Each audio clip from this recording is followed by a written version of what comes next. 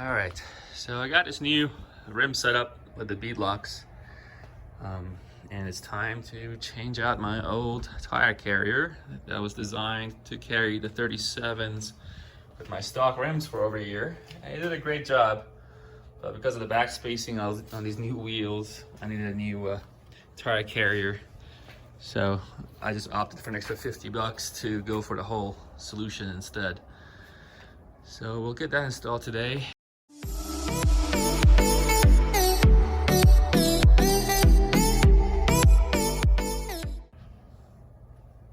So the tire carrier that I chose was the Smittybilt HD pivot tire carrier. Smittybilt part number 7743. I actually got this from a gentleman off Facebook Marketplace for half price than what you paid for it, and it's brand new, still in the box. So hopefully it has the right camera mount. As I was looking in the forums, it seems like some of them have the longer one, which is not the right one. So hopefully it's the right one, so I don't have to deal with calling them and trying to get a new one. So let's see what's inside.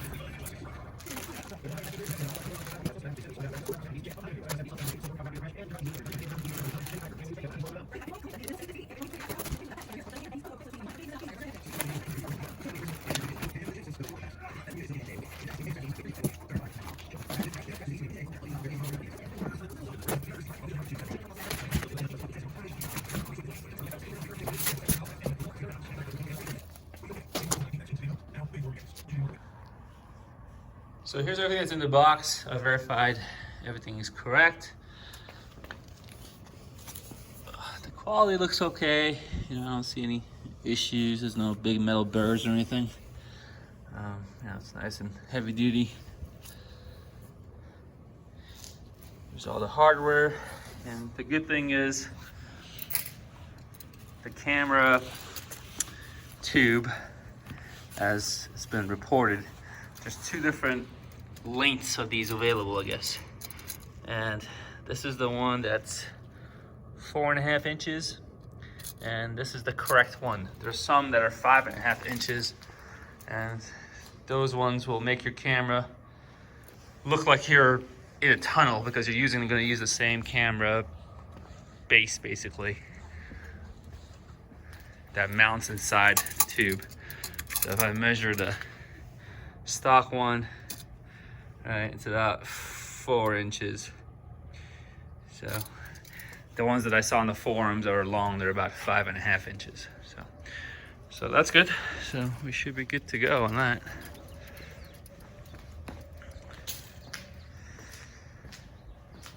So let's get ready with the install. So the instructions are really good. They're nice in color, and it's shows step by step of what to do. Since my setup is not a stock setup, and there's really no point for me to film it, right? But just following the instructions makes sense. So I'm going to take off all this aftermarket stuff that I have now, and we'll get on with the install. All right, so took everything off. Now we're at step 22. So we take these torque screws off and remove all the harnessing. And to remove the camera, if you use a heat gun or a hair dryer to warm it up around the base here, then that's supposed to try to help to peel this off from the inside. So we'll see how it goes.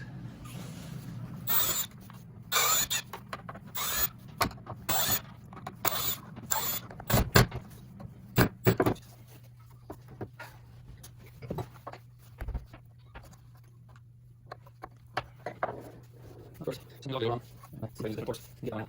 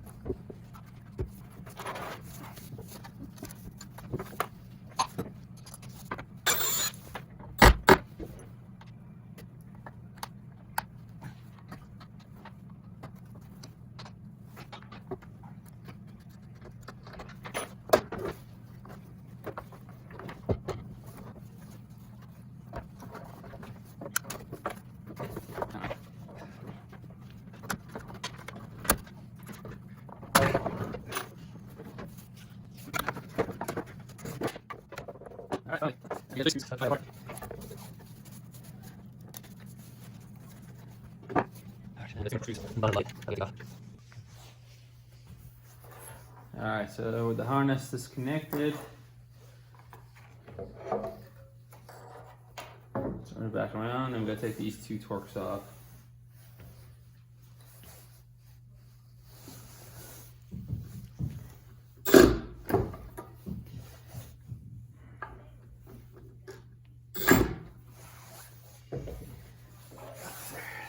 Super tight.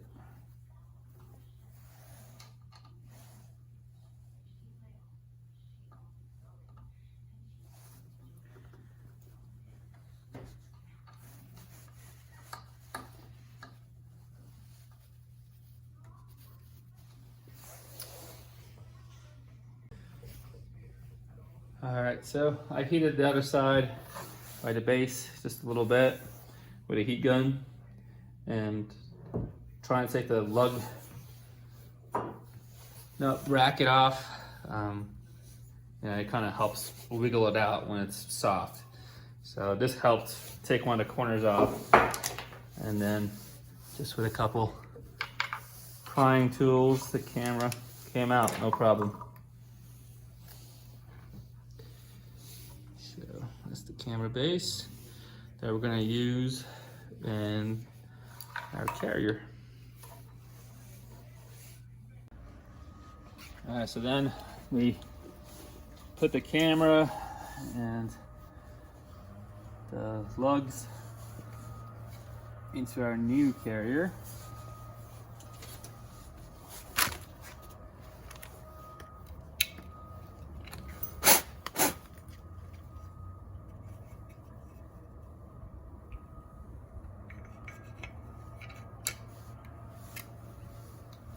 All right, that fits perfectly.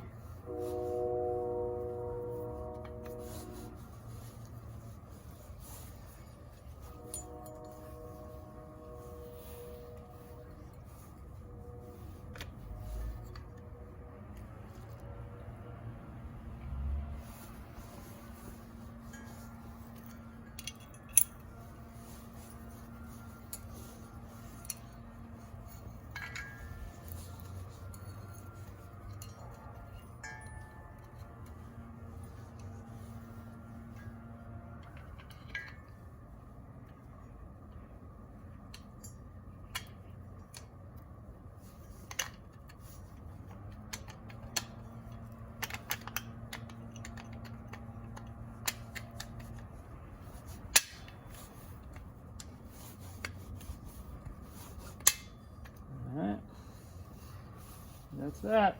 So then we'll just use the OE screws and tighten these back up.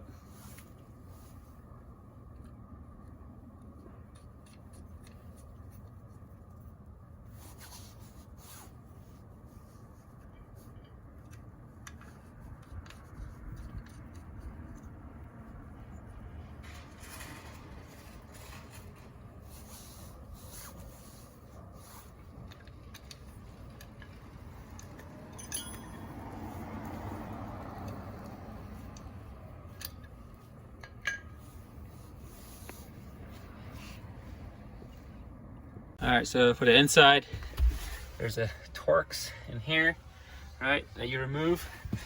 Then you remove the plate that goes here with the 3 Torx there. Then we're gonna pry this guy off. It's just got a couple clips under it, like that. And then we just it's just held by a bunch of clips now, so now you just pull it and pull it apart. All right, so this is like my 3rd time taking this panel off, and every time, you break something. See, like these 2 are broken, but it's not a big deal when you put it back together, and all these nuts and everything that goes down here, it'll hold it just fine. So, but it's just not an easy way to take it off. So every time something breaks off. All right, so next step is we're gonna have to get in here for the hinges. All right, so it's all taken apart. Pretty self-explanatory. I know looking at websites and everything else for installing these, right? And everybody knows it's unpinned under the hinges, but man, I just don't trust it for it not to rust.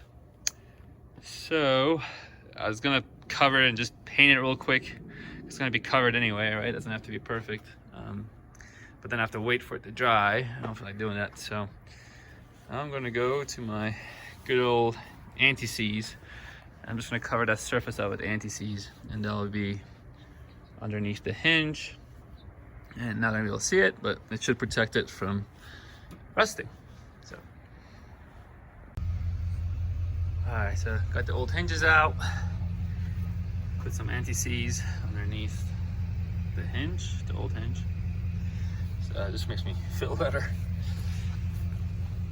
The taillight, I've broken this taillight 3 times now off-roading.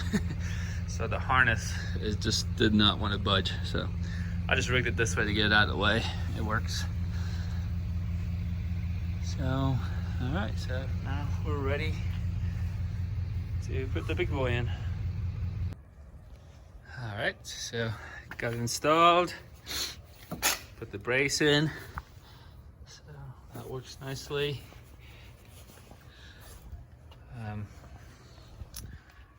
I tightened the inside up.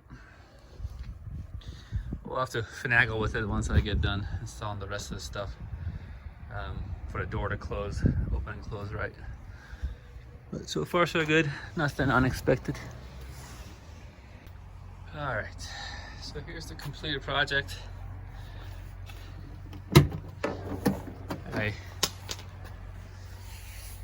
have to adjust both of these to make it nice and tight. The best way to do it is take this off, the bottom one, and then find the right height for this guy. And then once you shut it, that fits perfectly and like nice and flush with this.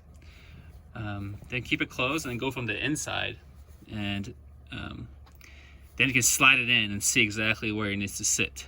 And then I just hold it in my hand, open the door, and I put the screws in and I tighten it up. Or you can put the screws in first, just don't tighten them all the way so it still can wiggle around. And then once you find the absolute best spot that it's nice, then you open the gate back up and tighten those screws. So, I mean, sounds great, looks good.